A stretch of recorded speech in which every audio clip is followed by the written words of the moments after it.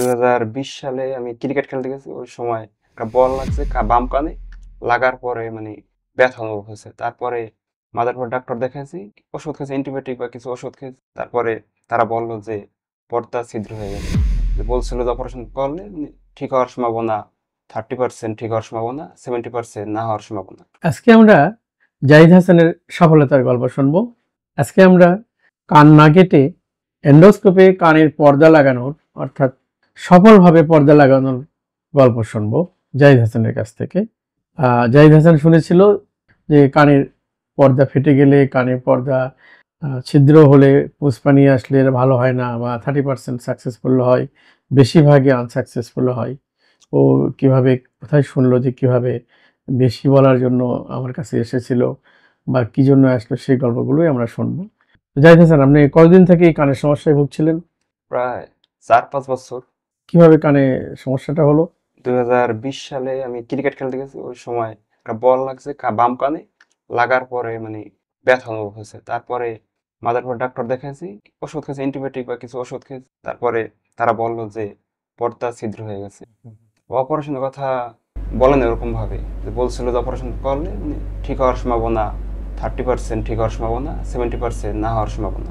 এর জন্য আমার অপারেশন করা হয়নি। আচ্ছা আচ্ছা, তাহলে জাহিদ হাসান কিন্তু ভালো ক্রিকেটার। ও সাকিবুল হাসানের মতো জাহিদ হাসান হওয়ার ইচ্ছা, কিন্তু বল লেগে গেছে কানে, কানে আঘাত লেগে কানে পর্দা ছিদ্র হয়ে গেছে।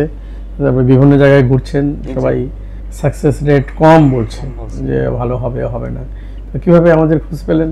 আপনার খোঁজ পেয়েছি অনলাইনের মাধ্যমে, অনলাইনে, হ্যাঁ, ফেসবুকে, অনলাইনে বা ইউটিউবে দেখলে যে এখানে কান না কেটে করা হয়। জি, কান না কেটে অপারেশন করেছে এরকম জানা আছে কারোর কাছে আপনার?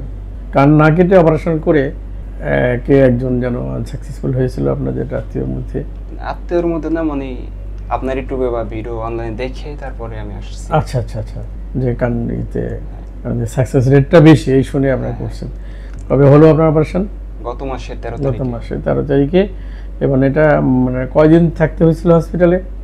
পরের দিনই ছেড়ে দিয়েছি। পরে মানে 12 থেকে 24 ঘন্টার মধ্যে আমরা যেদিন করি পরের দিন 12 থেকে 24 ঘন্টার মধ্যে ছেড়ে দেই। কানে কোনো কাটাকাটি হয় না, তেমন কোনো ব্যথাও হয়নি, না, আমাদের কোনো কষ্ট হয় নাই।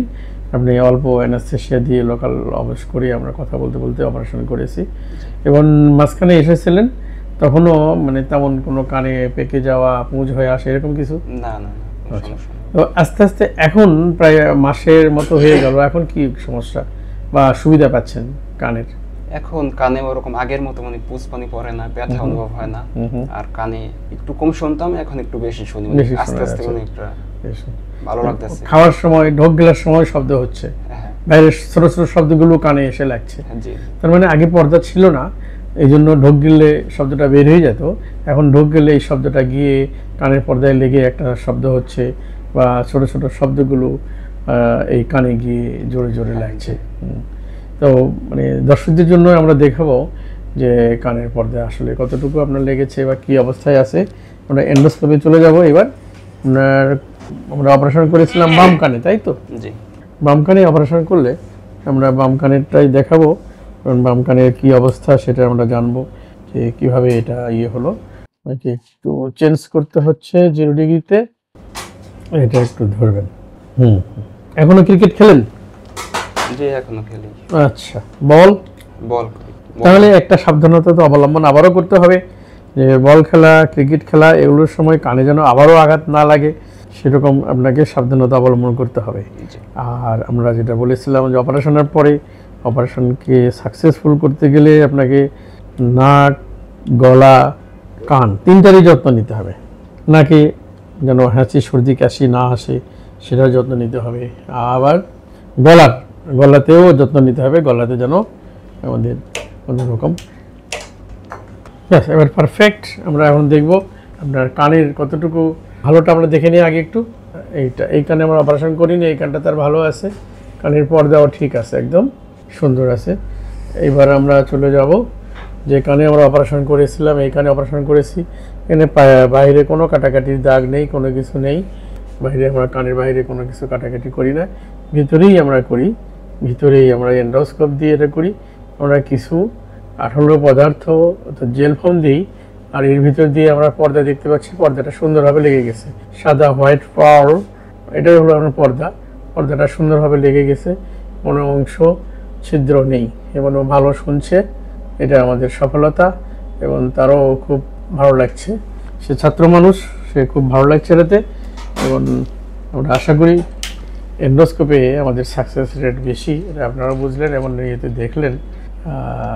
তো আপনি কিছু বলবেন যে এইভাবে অপারেশন করাটা আরও কাউকে উৎসাহিত করবেন কিনা?